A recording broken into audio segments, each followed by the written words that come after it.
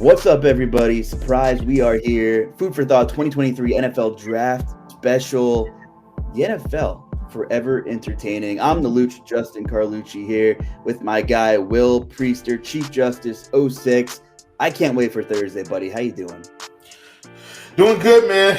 We'll see how much better I'm doing and feeling after Thursday's draft kickoff. The one thing I like about the NFL draft that I think is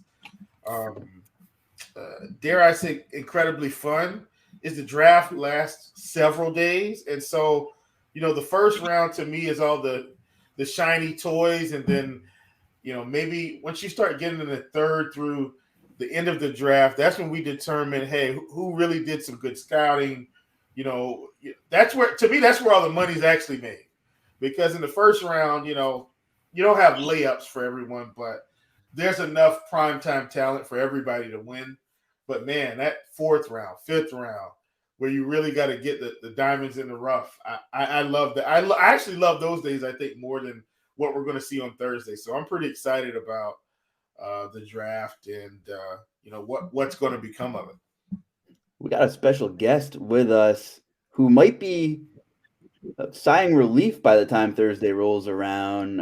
Old friend of mine, Jason Boris, is a mock draft aficionado. Been doing this a long time, Jason. It's good to have you here. Thanks for coming on. We appreciate it.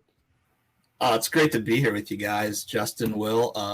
It's crunch time. 48 hours till the show, man. And I've been crunching, researching, doing some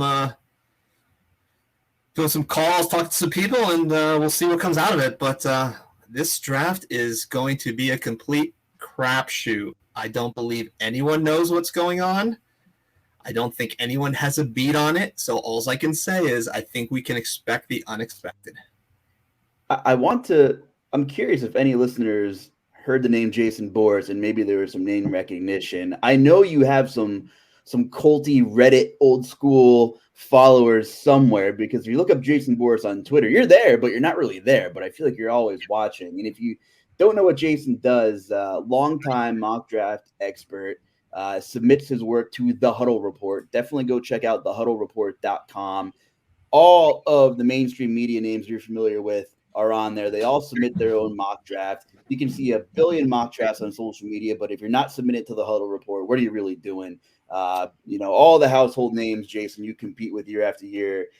Evan Silva, Lance Zierlein from NFL.com.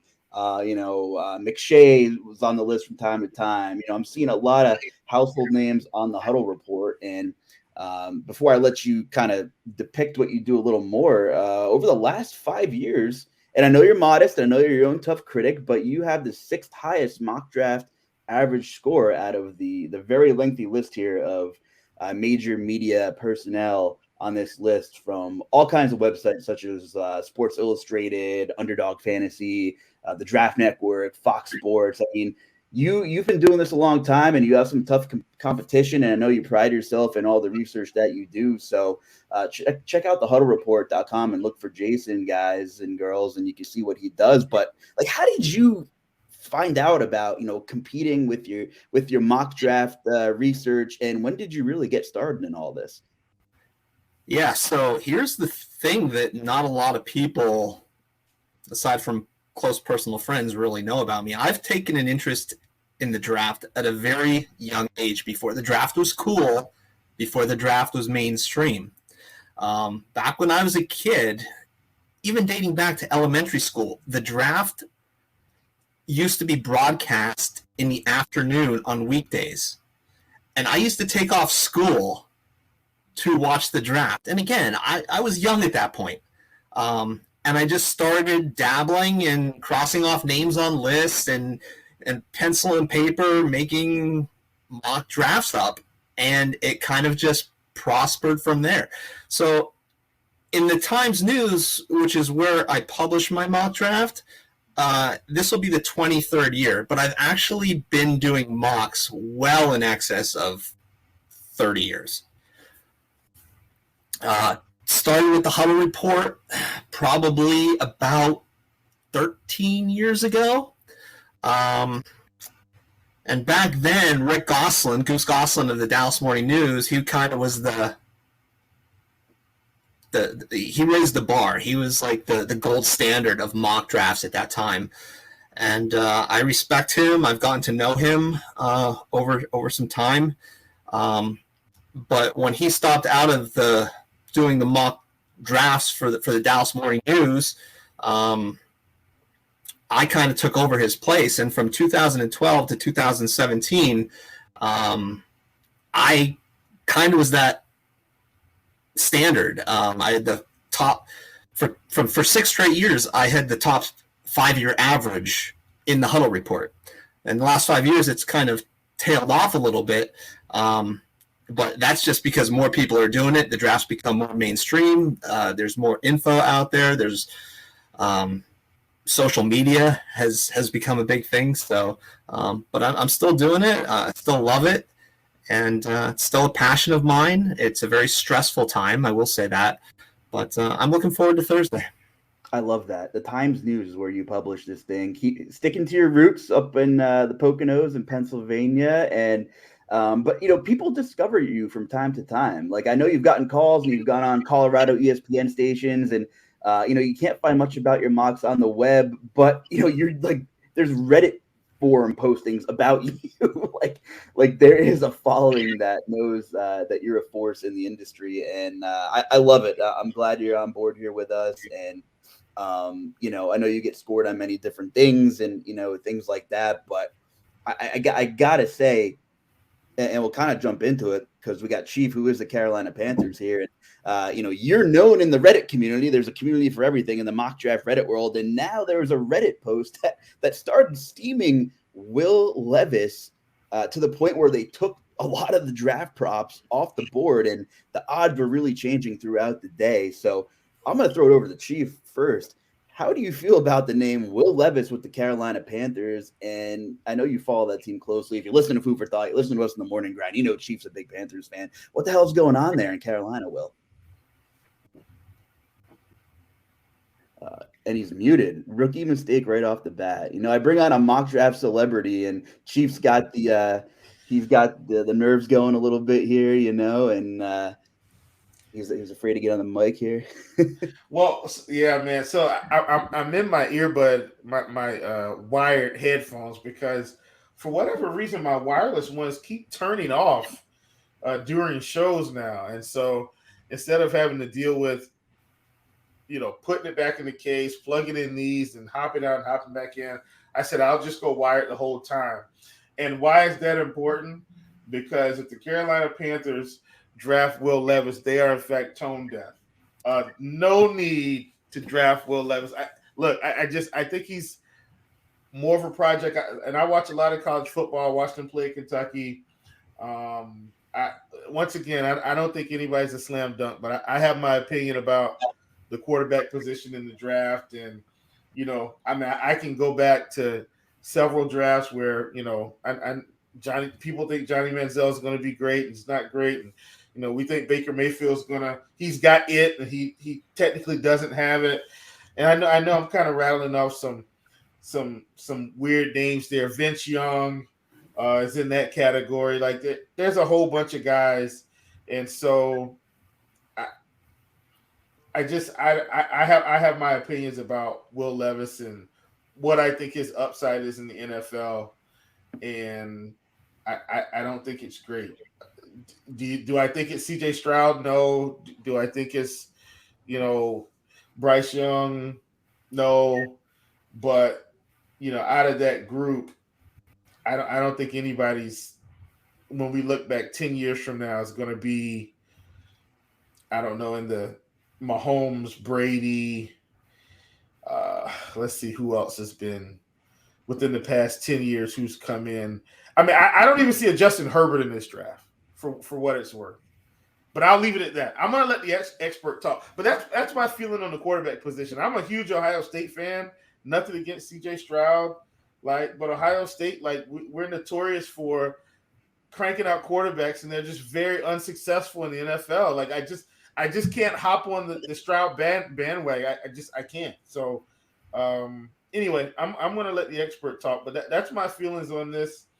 I'd almost prefer to take like the best offensive lineman. They typically translate a lot better than quarterback. But hey, who am I? I'm just a lowly fantasy sports analyst here talking about the draft.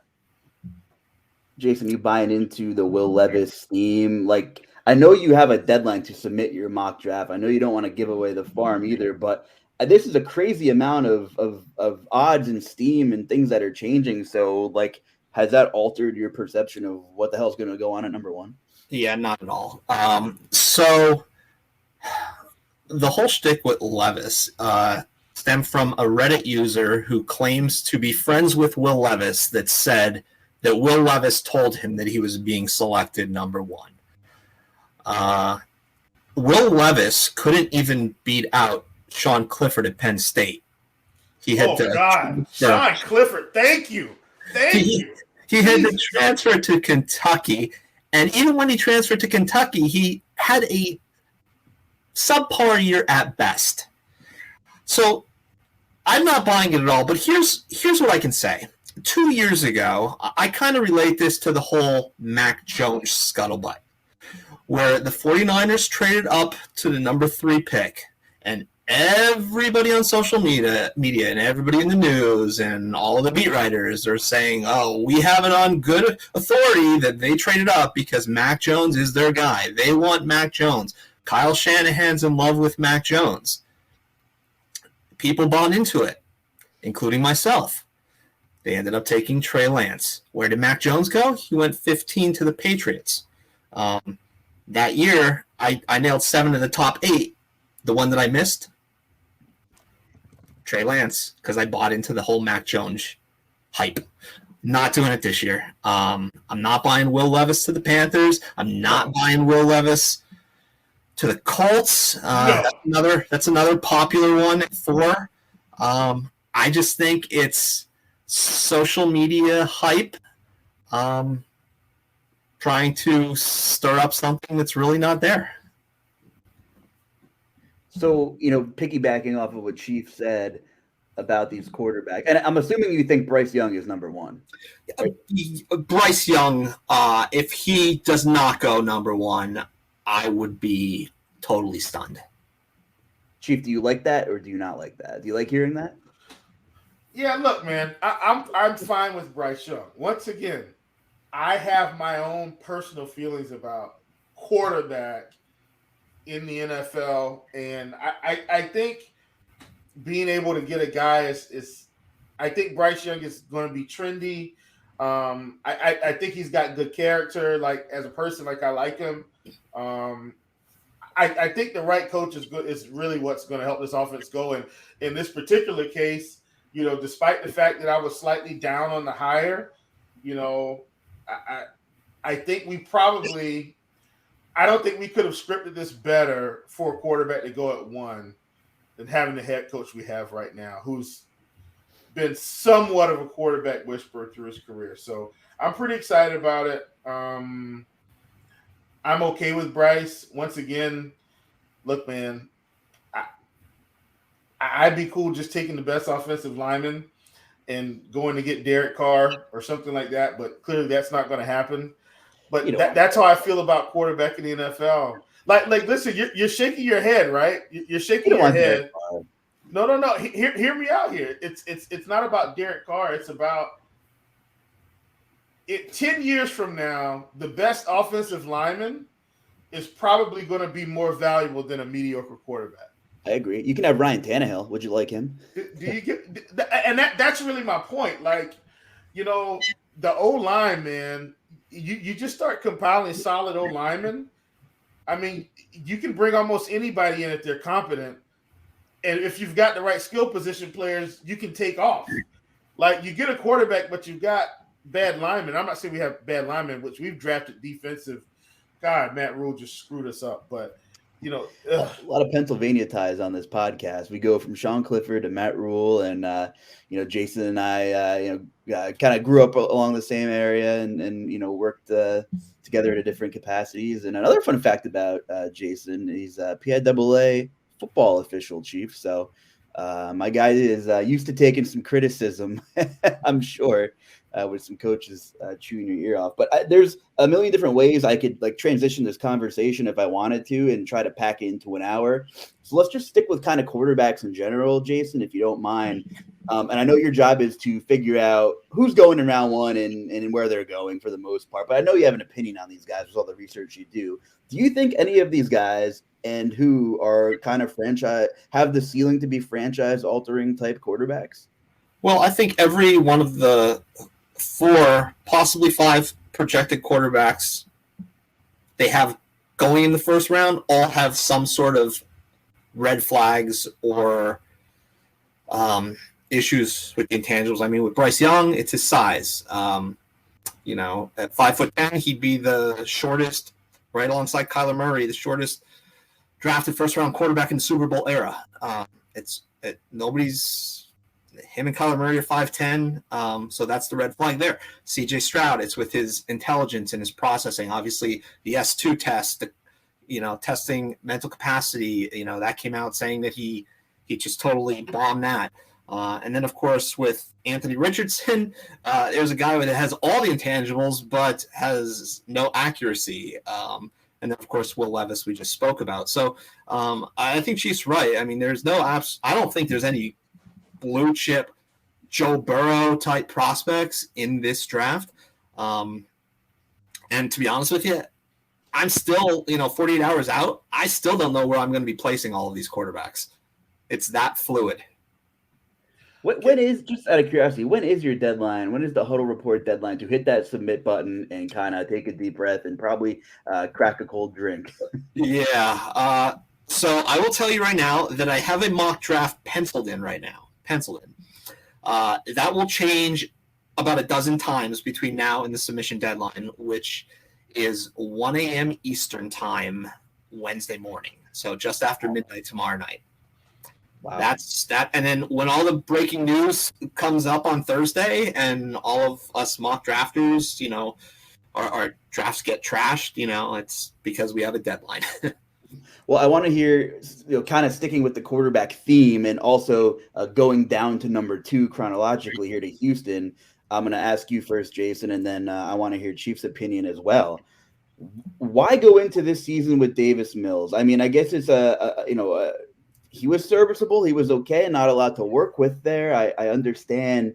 I guess it's just a matter of opinion. A lot of people want to take the quarterback, get that 5th-year eligibility extension, whatever, rookie deal option, and kind of build that talent, while that quarterback's on that rookie deal. And the buzz you're hearing is, well, maybe Houston, they're not even close to being ready to bring in a quarterback. Or I guess, the other angle of the perspective is that possibly they just hate all the quarterbacks. Maybe they think, hey, we're waiting for a Joe Burrow kind of, like you said, blue chip, franchise altering kind of guy. And if their scouting department and their management truly believes that none of these guys are that person and they want to go for like a Will Anderson, that's fine. But I would also be I would also want to believe that phone would maybe be ringing off the hook to try to get up there. Now, maybe they don't think there's enough value in the deal, but number 2 becomes interesting. At first, I was a little unsure, and I'm not the expert either, that there's no way that Houston would not want any of these guys. But the more we're creeping towards Thursday, the more that I'm thinking it's possible that they, go with the guy like Will Anderson or maybe get out of number 2, Jason. I'm curious to hear just your thoughts in general. I know you don't have anything finalized. Yeah, so in the weeks leading up to the draft, I think the common consensus was that quarterbacks were going to go 1-2 in Stroud and Young in one way or the other. And then it kind of word got out there that, Carolina was leaning towards Young. And I think Young was the guy that the Texans wanted. They were hoping Carolina drafted Stroud so they can take Young. When that doesn't sound like that's the way it's going to pan out, I don't believe they're in love with C.J. Stroud. So I think D'Amico Ryans, as a defensive guy, rookie head coach, I think he's looking to take the best possible player available, the safest player available. And to me, that's Will Anderson. Tyree Wilson, the defensive end from Texas Tech, is also a possibility there. But he's coming off of foot surgery. I just think Anderson is a lot safer. Another thing to keep in mind, the Texans have a pick 10 picks later, number 12. So if they don't get their quarterback at 2, could they possibly look at one at 12? And if they pass at both picks, then I'm with you. What the hell are you doing? But then I go back and say, okay, where did DeMeco Ryans come from? He came from San Francisco. Who's the offensive coordinator? Bobby Slowick, the passing game coordinator at San Francisco. Who's going to be starting at San Francisco this year? Sounds like Brock Purdy. So now where does possibly Trey Lance play into this equation? Could you see possibly after the draft Houston working a deal from the old stomping grounds and seeing what it would take to possibly acquire Trey Lance? I think another good point here, and Chief, I'm going to throw this nugget inside your head too, is you have a brand new head coach who I love. DeMeco Ryans is the man, and going to bring a lot of energy and a culture change to that Houston organization. You also have a general manager, Nick Caserio, who is entering his second year, so they really need to not whiff. With this pick, you want to get someone that's going to be great for the next 10 years. And the more we're talking through this, the more it sounds like Will Anderson makes a hell of a lot of sense. But yeah, maybe you go get a quarterback at 12. Maybe you have enough firepower to trade up a spot or two if one of those other quarterbacks slide. Chief, what are your thoughts here with Houston and these quarterbacks? Are you buying a signal caller to Houston at number 2 or no?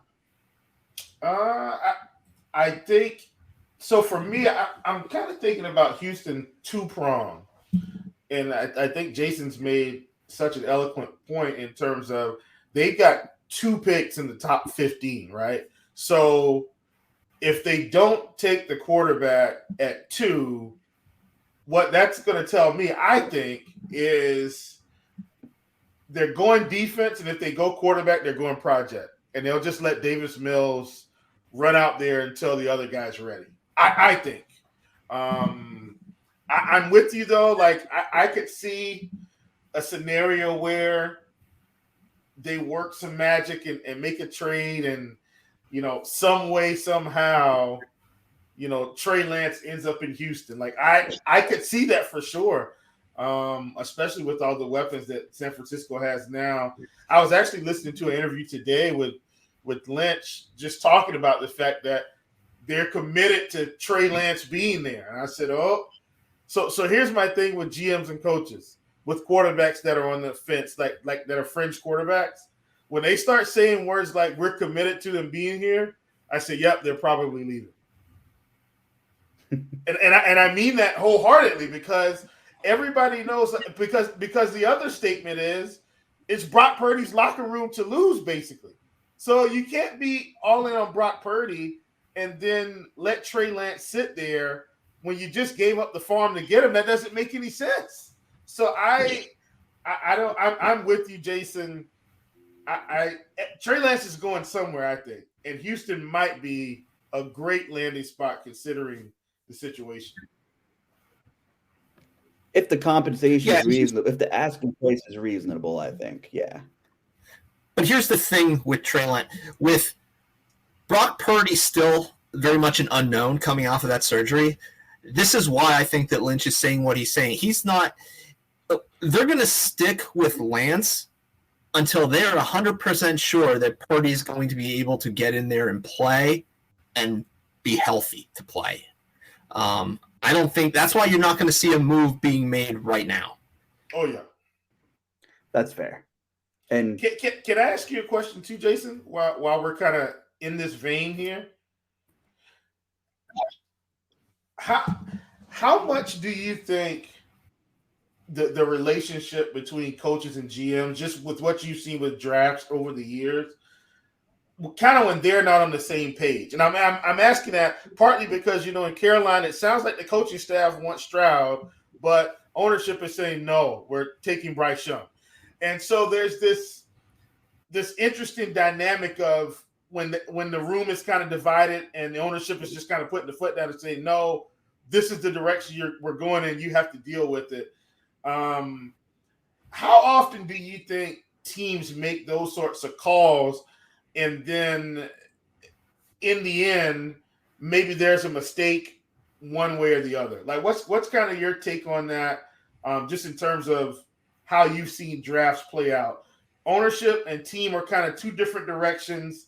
They go with one side. It ends up being a mistake all the way around. What's kind of your read? Yeah, I think it happens all the time, to be quite honest with you. And I think when they first made that trade, I think that very much you hit the nail on the head with Carolina. I think Frank Wright and the coaching staffs, they saw Stroud as someone that the build a quarterback that Frank Reich worked with in his NFL tenure, and David Tepper, he kind of was going in saying, Bryce Young's my guy, and I think that's why there was that divide initially. And then once they started bringing him in for workouts and visits and talking to him more, I'm under the impression that the coaching staff then fell in love with Bryce Young, and they came to that agreement. So I think early on in the process, I think you may have a divide at some cases, but I think as the weeks and the days get closer to the draft, it's a professional organization. I think they kind of just communicate and collaborate what's best for the team, and they come to a mutual decision. Cool. I didn't expect to kind of go chronologically 1, 2, 3, 4 here, but the first kind of what's going to happen here, if there are trades, are going to shape how the rest of this quarterback situation shakes out. So I'm going to go right down the list to the cleanup spot, or in the hole here to 3, and let me ask you this. I'll ask you this first. Does it make any sense for Arizona to take a quarterback, Jason, unless they've completely given up on Kyler Murray for whatever unknown reason? Does it make any sense for them to take a quarterback? Not at all. Okay, let me follow up. Does it make any sense for them to stay at number 3 in the current state of that roster? I think they're going to try like hell to find someone that they can trade with. And when I say that, I don't think they want to trade too far down the line. There's rumors that the Raiders possibly. I guess the ceiling would be maybe Tennessee at 11. I've heard that too. I've heard about Tennessee possibly trading up too, possibly. The problem is, as of right now, 48 hours in advance, I'm not sure they've gotten any prospective deals that are blowing their socks off to trade down. In the last 4 drafts, all right, you go in thinking, there's going to be all this movement, there's going to be all these trades. In the last 4 drafts, there has not been one trade in the top 9. Okay? That's how difficult it is to pull off something like that. I'm talking draft night trades, not trades prior to. So I think Arizona wants definitely to get out of that pick. But if they can't get the value, what they think the pick is worth, I think they'll stay there and make the pick. And I think there will be value if Stroud's on the board there. But I've also heard, too, that offensive tackle is kind of maybe the way that the number 3 pick works out. It's going to have to if they keep it. I mean, no way they bring Stroud in the building, or Levis, or Richardson, or any quarterback with Kyler Murray there and him already in shambles. I don't see it. If they traded down, I think a logical pick would be defensive end, edge rusher Tyree Wilson, or cornerback Christian Gonzalez. If they stay, I think you're looking at Paris Johnson or Tyree Wilson. Is there any incentive for Arizona? Like, where are they at with leverage with DeAndre Hopkins at this point? Is there probability he gets moved on Thursday, or is this something that would develop, around the June 1 kind of area? Yeah, I don't think it's going to be something that gets done during the draft itself. I know he wants to play with a winner, and let's be honest, Arizona is very much in a rebuilding phase right now. I mean, they're definitely probably one of the bottom 5 teams in the NFL when it comes to talent right now. I understand DeAndre Hopkins wants to go to a winner. You look at Buffalo needs a receiver. Kansas City needs a receiver. I'm sure those are 2 places where he would love to go to with an established quarterback. But yeah, I don't really know what's going to materialize with him. And it's funny to think about, Chief. You have to wonder what kind of talks they've had with who. And when you're scratching your head and when Team XYZ hasn't taken a receiver or something on the first 2 days, you have to start wondering, I wonder if they've talked to Arizona about DeAndre Hopkins. So I think that's something to monitor if you're looking for a contender that maybe hasn't taken that receiver in the first 2 days that you thought they would have. Maybe there has been some talks with DeAndre Hopkins in Arizona here. That is going to be a critical point in this draft. I'm sure that's going to keep you up the next night or two up until the deadline. It's by far very much an inflection point in the draft. So depending on what happens at 2 and 3, it's going to set up a domino effect through the rest of probably the next 10 picks. And if you miss 1 or 2 of those, just toss your mock draft aside because it's not going to work out pretty. There are so many ties from coaching trees, and I'm not saying that someone's going to serve you a killer deal on a platter here, right? But like, for example, and I'm using my Titans as an example here because they are a kind of a key cog in maybe what could happen. So they're extremely relevant. But you see, Arthur Smith was with the Titans organization for about a decade, was a tight ends coach before he did a pretty good job as the OC, went to Atlanta.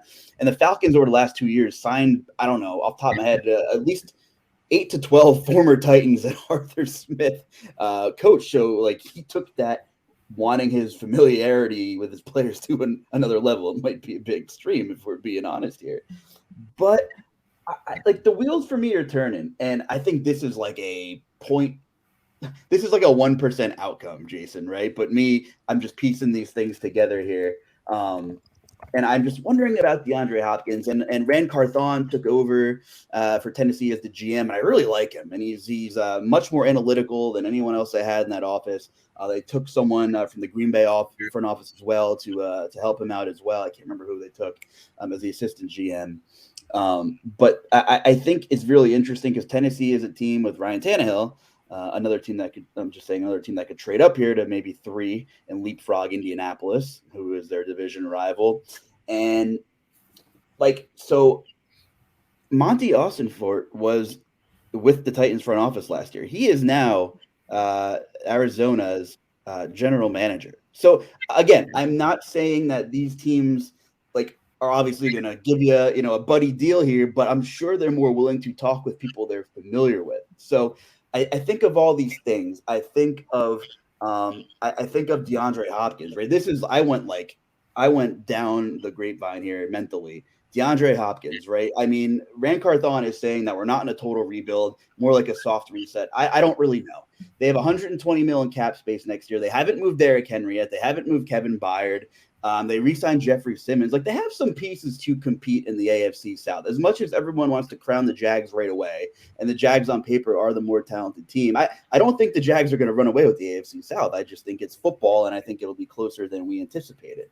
That being said, DeAndre Hopkins played with Tim Kelly as the offensive coordinator in Houston. Mike Vrabel was also in Houston when DeAndre Hopkins was there.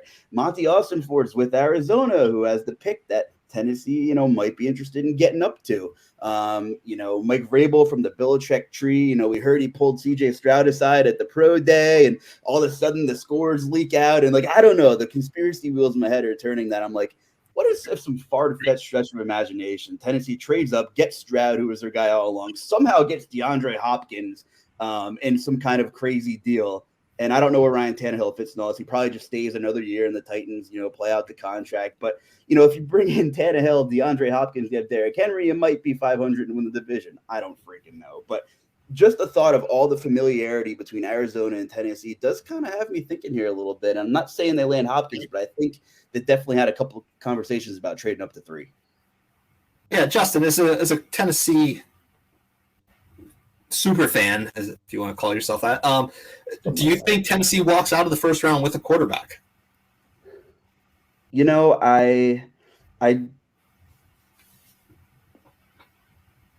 depends. It's tough to say. I think, I know that's just such a cop-out answer, But I know Rand Carthon likes Anthony Richardson. I mean, I've just seen quotes about him dating back a couple of years when Rand Carthon was still with San Fran, and I really think it. I don't know. I don't know where the Will Levis smoke fits in because I think Rand Carthon does not want to see Anthony Richardson in a Colts uniform. That's what I think. Because I think Carthon is the highest on Richardson. I do. And I think Vrabel likes Stroud. Again, I'm sure they found out there's the Vrabel Ohio State connection. Ryan Day.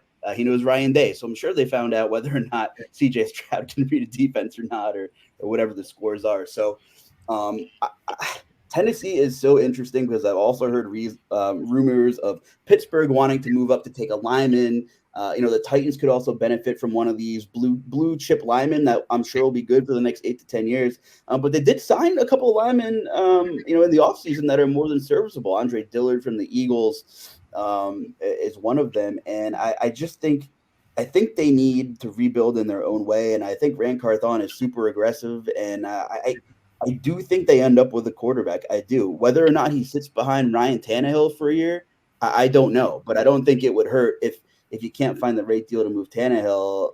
Why not let a guy like CJ Stroud kind of check things out and maybe get some action at the end of the year? Yeah, fair enough. But I will say this. I really want JSN in the Titans uniform on the other side of Traylon Burks there. But now that brings up the Aaron Rodgers trade. We had a busy week, Chief. So Aaron Rodgers finally a Jet, and they received some compensation. There's a lot of opinions on who won the deal and who didn't. But Green Bay did leapfrog a couple of teams, including New England, who might have been, I believe, who might be interested in JSN. That's right. So I don't know.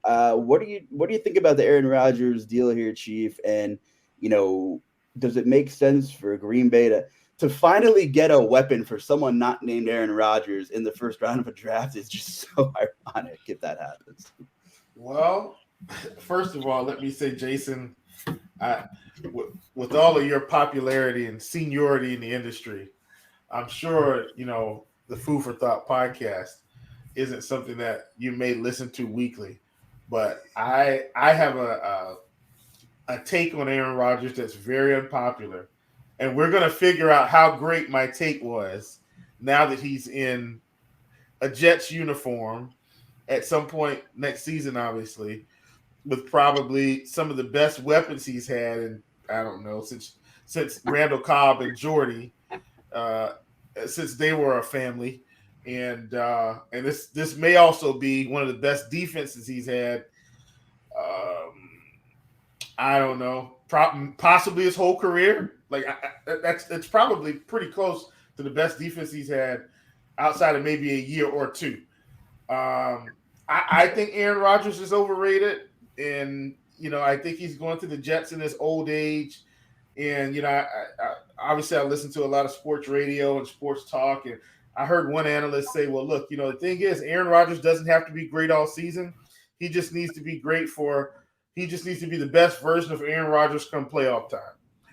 I think going to get Aaron Rodgers is a mistake, but I'll leave that up to everyone else. In terms of the haul they got, Green Bay got in terms of the trade, I mean, I think they got exactly what they would have hoped, probably, and a little bit more, considering the circumstance and the fractured relationship. And I'm saying that because obviously teams, I don't feel like general managers and ownerships want to rip each other off.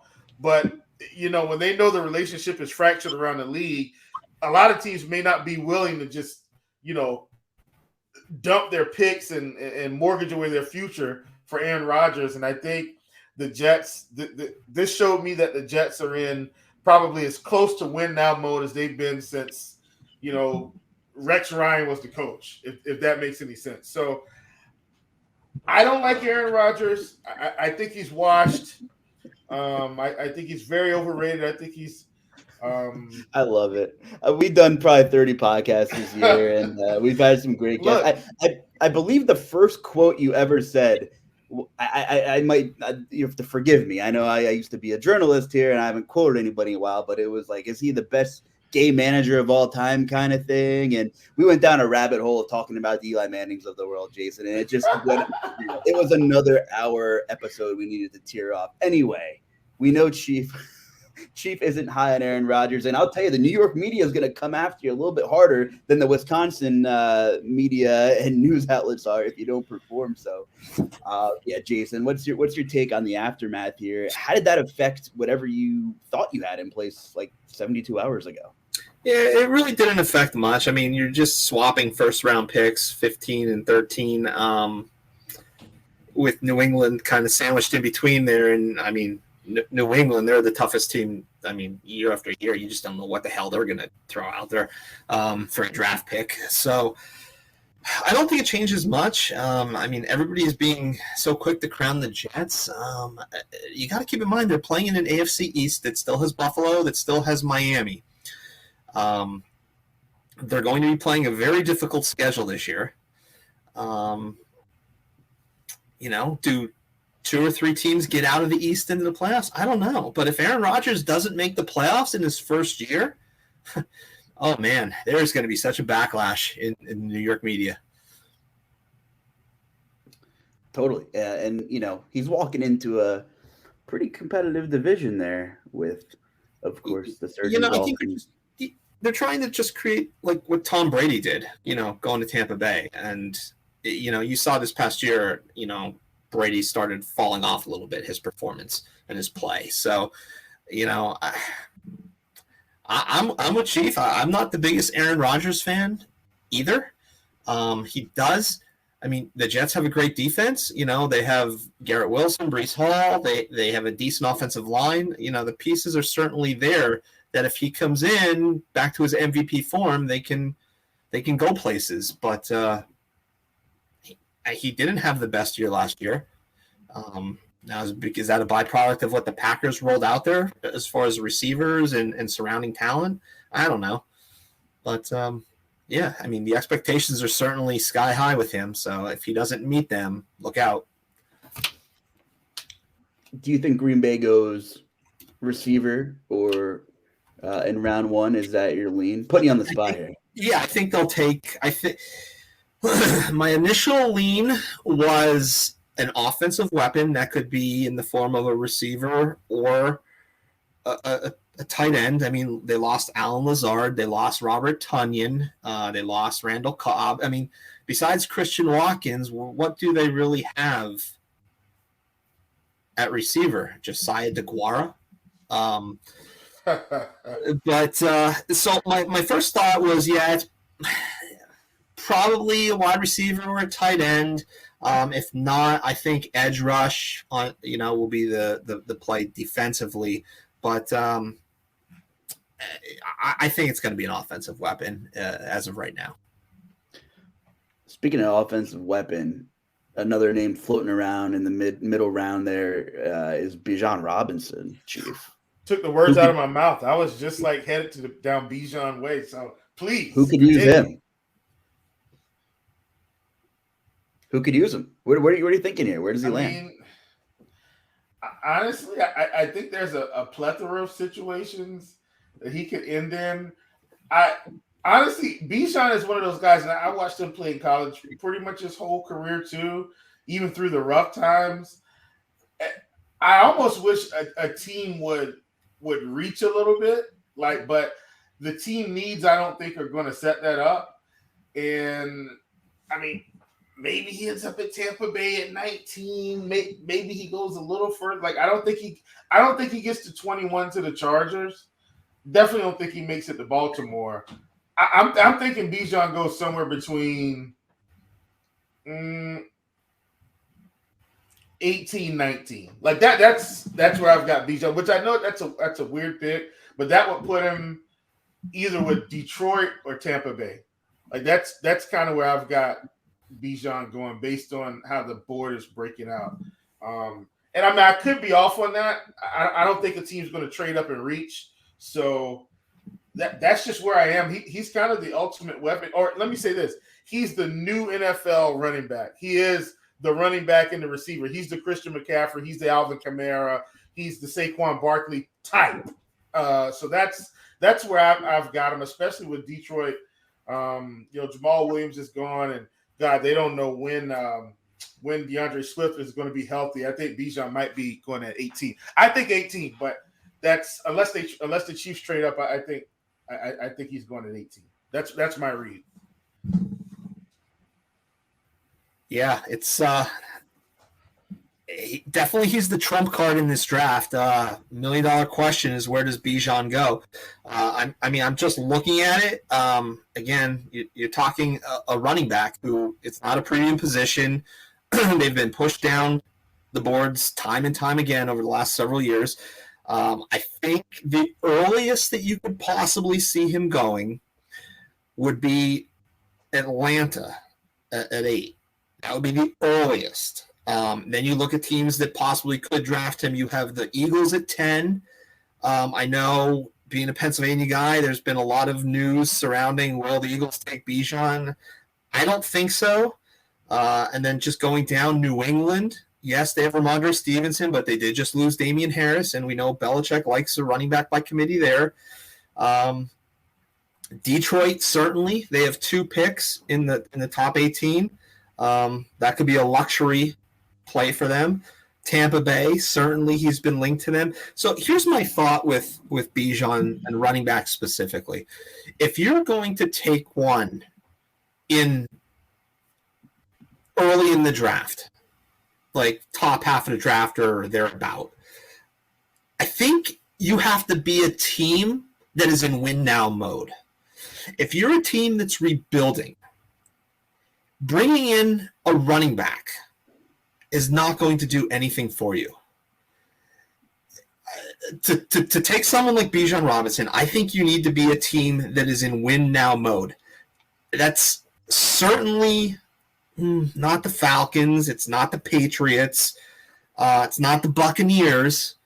So, that kind of leads me back to the Eagles and the Lions, both with 2 picks in the first round, so they can afford a little bit of a luxury pick. So, that's where my lean is right now. I agree with Chief. Lions certainly are in play there. I know they lost Jamal Williams, and I think they're talking to teams about trying to trade DeAndre Swift. So, if he drops to 18, I think it's a slam dunk.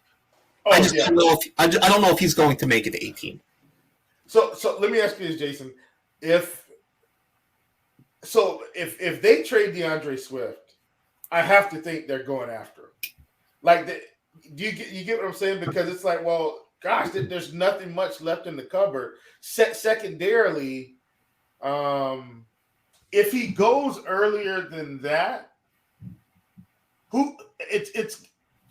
are you saying you think the splash play is Eagles or Falcons, right? Like, that's the splash play in the draft at this point, versus not necessarily going straight team need, but more this is a guy that we think is a huge difference maker. Is that kind of what you're saying?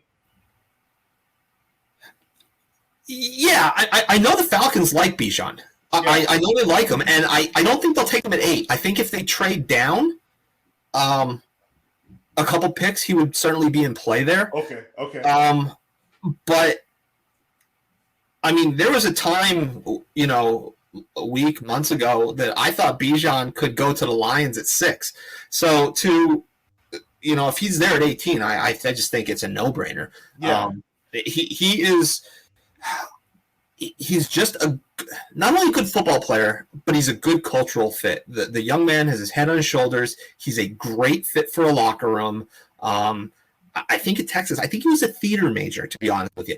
But I've seen interviews. I've seen how he's just a well-spoken young kid that has a good head on his shoulders. So he would be an asset to wherever he went. What I'm saying is, for a team to draft a running back who basically is such a devalued position in today's NFL, I think that team needs to be a team that is in their win now window and not a team that is building for the future, because a running back is not going to help that team build to the future. Understood. I think Atlanta believes they can win the division, and I think maybe he goes there. I mean, they're inside of 3-1 to win the NFC South on DraftKings right now, so I think maybe they kind of want a spark. I don't know. The Patriots are in dire need of a playmaker on that side of the ball team. I mean, when you're reaching for Marcus Jones to do something for your offense, and he had a couple of splash plays this season, like they need. I just don't think he is going to be it for New England, but they need a jolt. That's for sure. Yeah, I don't think it's going to be with New England either, because New England's gonna, when they turn their pick, and it's going to be a head scratcher, just like last year when they drafted the guard Colt Strange. Like, I mean, he was projected to go in the third round, and the Patriots took him in the first, and they do that constantly. So I kind of don't know what's going on there. So I've given up on trying to accurately predict who the Patriots are going to take. That's why I don't think it's going to be Bijan. But yeah, Justin, I think Atlanta. I think if I had to say right now, if you had to ask me where I think his best chances are going, I would say the Falcons or the Lions. Yeah, I think we're kind of all on the same page there. Yeah, the Lions had the big offseason scandal. They might actually need him the most. The more I think about it. Yeah, I mean, as a Bengals fan, I mean, not that he'll ever drop down, but he would be a slam dunk for the Bengals. Yeah, I did see one spot talking about him possibly going to the Bengals. Like if he went very late, they were thinking Bengals. Like if he just really slipped really bad. I don't think he's slipping that far personally, but if he did, I did see. I read one article where they were talking about him possibly going to the Bengals, but that's like worst case scenario, I think. Yeah. Speaking of NFC North and Aaron Rodgers, that division, and there's some whispers of maybe we're done with Kirk Cousins out of the Minnesota realm, and the one quarterback we did not mention who's also gaining some steam is Hendon Hooker. And do you think he's in the first round this year, Jason? I've been doing a lot of thinking about that today. I'm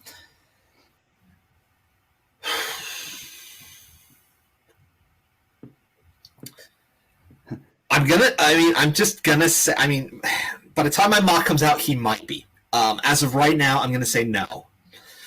But you look at teams possibly that could like him. You mentioned Minnesota, definitely a possibility there. I think Tampa Bay could be a possible landing spot as well. The thing with quarterbacks, especially in the first round, and I've gotten burnt by doing this a lot in the past, and that's why I'm a little hesitant to put Hooker. I mean, the kid's coming off a pretty serious injury, but the thing you have to keep in mind is teams love trading back up into the first round for a quarterback because they get that fifth-year option. So if there's a team in the back half, when I say back half, I'm talking like the last 6 or 7 picks, that they might not have value there, they might try to get out of the round, feel like come. That's what I could say about that. He's definitely gaining steam, but here's the thing: like, I don't know where to put Levis. I mean, yeah, Levis is a wild card for sure, Jason. I mean, I'm confused on that too. Like, I thought he might go to the Colts, but I'm like, I don't know. So let me ask you this. I know I cut you off. Please forgive me. Do you think the Stroud, Bryce, and maybe let's say, depending on whether or not one of these teams goes offensive line, defensive line, edge rusher, cornerback, like, do you think that's what's really gonna push Levis to one team or the next? Like, for instance, let's say he lands at 11 and Richardson isn't gone, Levis isn't gone. Like, at that point, he's all the way down to Tennessee, who may be in rebuild. Like, I feel like that's the pivotal spot. Does Levis go early? And if he doesn't, now he's probably for sure going 11 or 12. Is that kind of the read? That's what I think. But what's what's your feel on Levis? Because I feel weird about him too. Yeah, I don't have a good read on it. I mean, 11 and 12. I mean, that's probably your sweet spot. But I could see him getting past that. And then, looking down, is Tampa Bay in love with him? Is Minnesota in love with him? Is Seattle in love with him?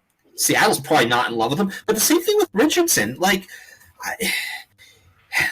he has a lot of red flags. Like, he could be the next Patrick Mahomes, but he could also be like the next Patrick Mahomes. I mean, like, I don't know. I think both of them can fall.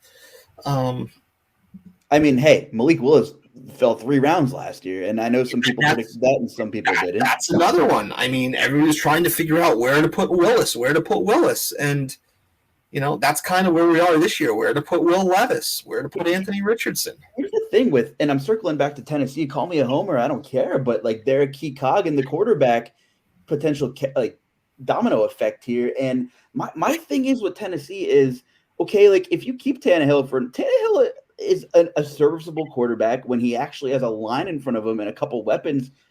We saw what he did with the simplest offense ever with Corey Davis, A.J. Brown, and Henry in the backfield. I mean, you put another weapon outside of Traylon Burks and Chigatonko, and maybe you win 8 or 9 games. Maybe you make a run at the division. The problem is, if I'm putting my head inside of Rand Carthon's, thinking cap here is, well, if we win 8 or 9 games or win the division, we're not going to land an elite quarterback next year. We're going to be stuck in this mediocrity.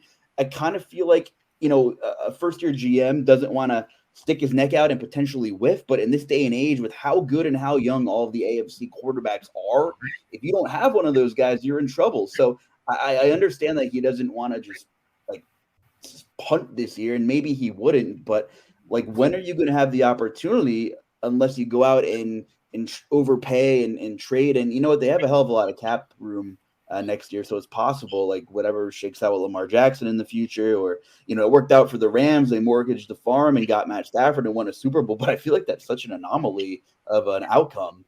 And I know that kind of, I know that one stings a little bit still, Jason. I'm really sorry. He's a Bengals fan, by the way. But I'm trying to think here that, you asked me earlier, do I think Tennessee leaves with a quarterback? And I don't think it's going to be Hendon Hooker. I think it's going to be one of the other 4, whoever they have the most conviction behind, because, whether or not they move Tannehill, I don't think they will be in like a top 5 lottery type bottom of the barrel team. They're going to win a couple games next year. You play the Texans twice, maybe steal one from the Jags, the Colts, or who knows what kind of situation they're in. Like, the range of outcomes for Tennessee is pretty wide, whether or not they're a decent team who gets hot or they're just not very good. I don't think they're bad enough to pick in the top 3. And going hand in hand with that, you mentioned Tampa Bay. There's no way that they are comfortable and excited about Kyle Trask. And if you were just going to hit the reset button, well, then you would have done something with Mike Evans and Chris Godwin by now. So There has to be some other some things we don't know about with Tampa Bay and Tennessee that are going to maybe unfold on Thursday, I think. Yeah, and just going back to Tennessee, I mean, the report came out today that Tennessee loved C.J. Stroud and Will Levis, like they're their guys. But when you get within a week of the draft actually happening, when you start hearing this stuff, like nobody in their right mind associated with the team is going to leak out information on who they love. So with Anthony Richardson not being included in there, you just wonder if they're trying to say, well, Richardson's really the guy we want, but we want everybody else to think that we don't want him. We want to, put up the smoke screen that we want to trade up to 3, or we want to trade to get Stroud, or we want to, take Will Levis or something like that. So that's the only thing. Like, you go on a computer, you go on your phone, you see the TV, all these different rumors. I mean, we talked about it before the show. There's every hour, there's new information coming off on this team loves this guy and they don't want one of this guy and they want to trade. Like, when you get into draft week, you can't believe half the stuff that you hear because it's just not accurate. Yeah, and I do think Tennessee leaves that draft with either C.J. Stroud or Anthony Richardson.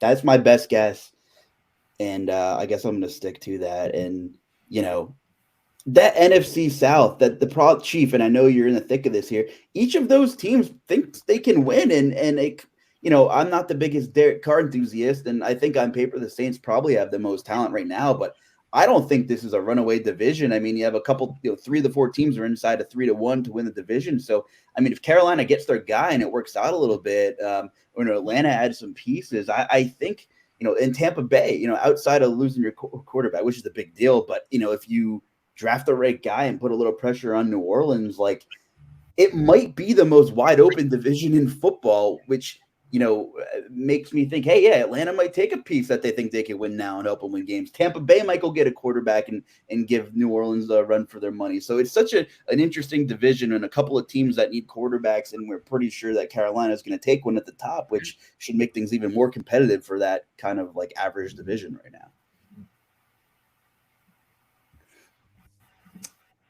And, I guess, while we're wrapping things up here, do you have a favorite draft prospect, like a non-quarterback? Is there anybody that just blows you away? I know you got to stay like unbiased, and I know you probably want your team to get the guy you want, but is there anybody that you're just kind of in awe of that, that you're excited to see what he does at the next level, non-quarterback wise?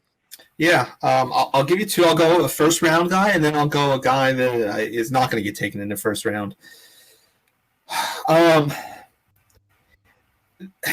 This guy is small, which kind of puts up some red flags. But cornerback Emmanuel Forbes from Mississippi State, he only weighs 160 some pounds, but he's a playmaker. Everywhere he's been, high school, college, the kid just makes plays. He makes interceptions, and when he makes interceptions, he returns them for touchdowns. And he did this at the highest quality of competition in the country in the SEC. I think, aside from his small stature, I just think he's one of those guys that is a bulldog out there, and I think he's going to really pan out for whatever team drafts him.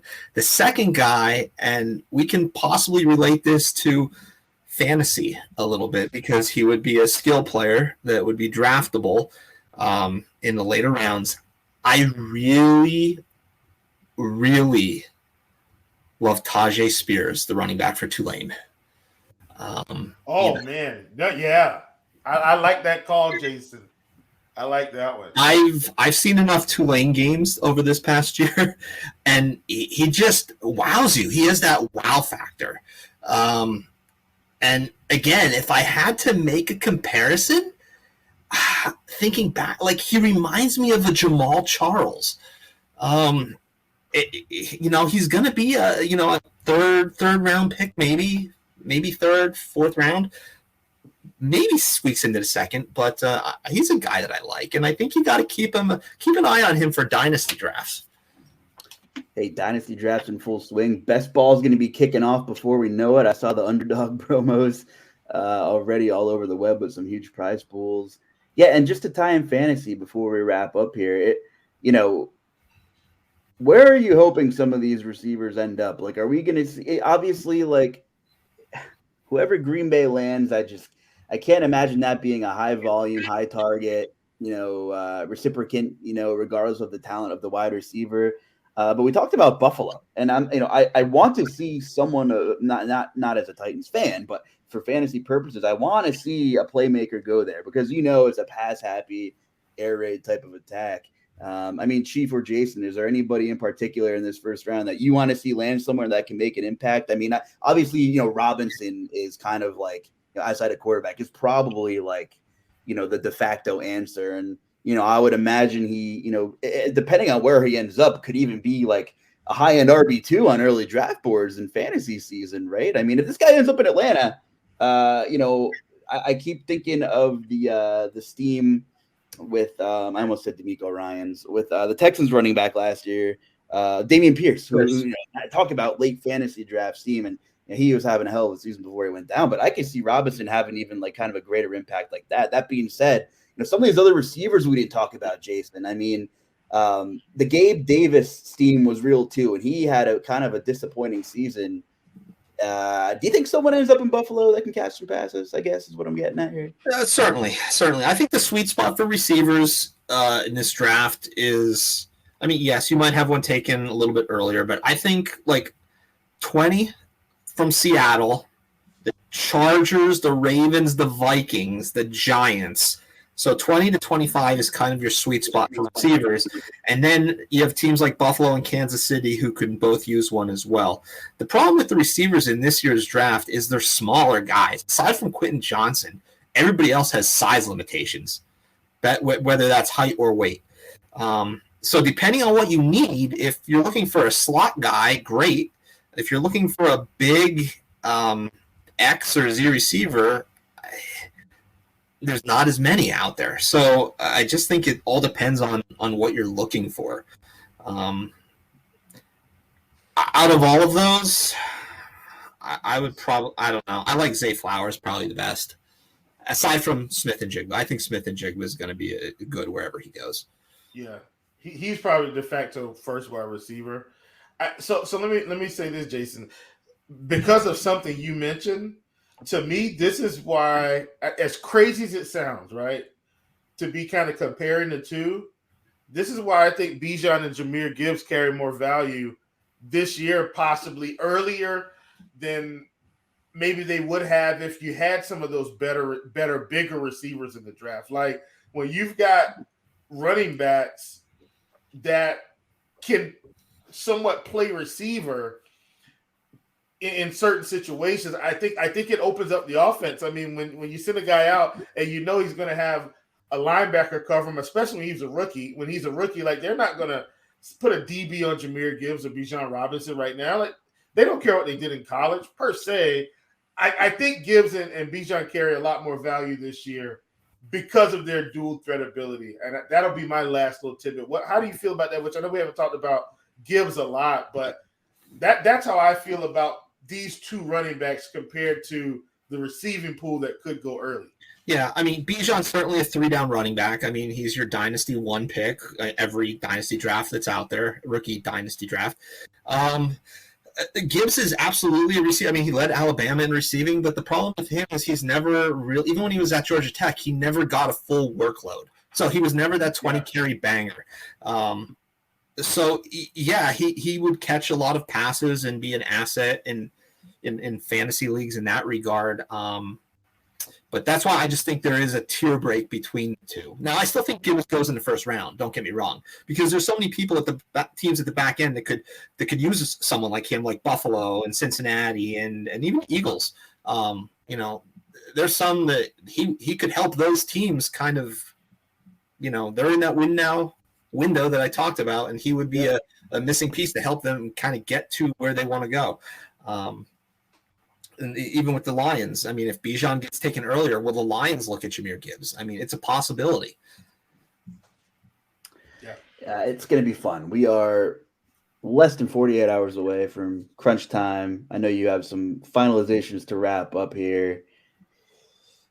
You gave us some good names. So I guess we'll call it a hot take. I don't know if you have any hot takes. If you do, I'd love to hear it. My hot take is whatever you think's going to happen most likely won't. This is the most unpredictable draft. I mean, you go like there's. I've never seen a draft where I'm seeing an 8 and I have no idea what's going to happen with the first 7 picks in front of me. And as somebody who does this as a hobby and have been doing it for a number of years now, I can say without a shadow of a doubt, this draft is one of the most difficult ones to predict because I don't think there's blue chippers. I don't think there's that 4 or 5 upper echelon studs. I think this draft is a lot of some drafts it's top 7 or 8 players, and these are the guys that are going to be in that top 10. And I just don't see it this year. And that's why I think it's leaving so many questions. And, once you factor trades, then forget about it because then all bets are off. All right. Well, I lost you there for a second, but I heard most of it. Basically, sounds like you think it's a collection of talent, and I'm sure there's some ceiling guys mixed in there. But we'll wrap things up, and I guess Chief, do you have any closing thoughts before I send it over to Jason?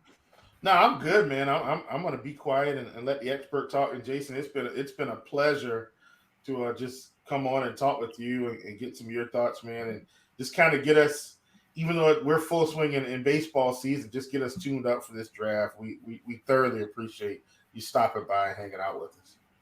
Yeah, I appreciate it, guys. It's always fun to talk draft, even though it's a very stressful next 2 days for me. But Justin, as you mentioned at the beginning, I publish one final mock draft a year. Every Thursday morning, it gets published on the Times News website. That website is www.tnonline.com. It should be up by around 10:30 on Thursday morning. And that's where you'll find it. I'll have all the picks. I'll have a brief analysis of every pick, and I basically just take you through my thought process of every pick and what I think's going to happen. Possibly give you a few names that possibly could get selected with that pick. And yeah, we'll go from there. So I got a lot of work ahead of me in the next 2 nights here, but it'll be fun once Thursday at 8:00 rolls around. You a coffee drinker? Not a coffee drinker. I do not get much sleep this week. I can tell you that much. Well, I will. I know you're kind of like incognito on Twitter, but like you're there, but you're not. So I'm there, but I don't post stuff. Hey, that's the way to operate, man. We're gonna tag you in the tweet though, and we send this baby out there. And how frequent does the Huddle Report update? Like, can people track who's doing what? Yeah. So they've, over the last couple of years, they've actually done live scoring. So you can go onto their website on Thursday night, and within a minute of a pick being made, it'll update the live scoring. And just for those unfamiliar with how the Huddle Report scoring works, you get 1 point for every player you correctly select in the first round, and you get 2 points for every pick that you match with a team. So I mean, my benchmark is, there's only 31 picks this year instead of 32 in the first round. I always shoot to get 27, 28 first round picks correct. And then if you can match, I think last year the winning mock had 10 matches. If you can get 8 to 10 matches, and that seems like it's a horrible draft, but believe me, trying to put this puzzle together is not easy. And 8 to 10 is actually a good draft. So that's what I shoot for. 8 to 10 direct hits and about 27 to 28 first round picks. Tell you what, Chief, I think Jason is a pretty good candidate to have on an early season food for thought episode when these rookies are going to be right ready to roll and incorporated into our DraftKings player pool. What do you think, Chief? Yeah, man, for sure. Jason, come back, hang out anytime. We'd love to have you. Well, aside from being a mock draft nerd, if you want to call me, I'm also very in tune in the fantasy aspect of things, as Justin knows. So I'd be happy to kind of tie both of them together and talk fantasy as well with draft prospects. Awesome. Well, hey, appreciate it. That's Jason Boris, everybody. Check him out. We'll tag him in the tweet. Check him out on the huddlereport.com. We'll see how he stacks up with the rest of the experts across the industry. That's Will Priester, Chief Justice 06. A lot of stuff going on in baseball season, of course, and the prop shop. And, the NBA playoffs are in the thick of it. So we're pumping out all kinds of content here at RotoGrinders. And, of course, Scores and Odds, where our premium picks are, pretty much working around the clock over there. So check us out, scoresandodds.com. Check us out at RotoGrinders. And that's it for us, folks. Hope you guys enjoy the draft. And I hope your team gets who they want, unless you're a Colts fan. So for Chief and Jason, I'm Justin. Hey, we'll see you again sometime, folks.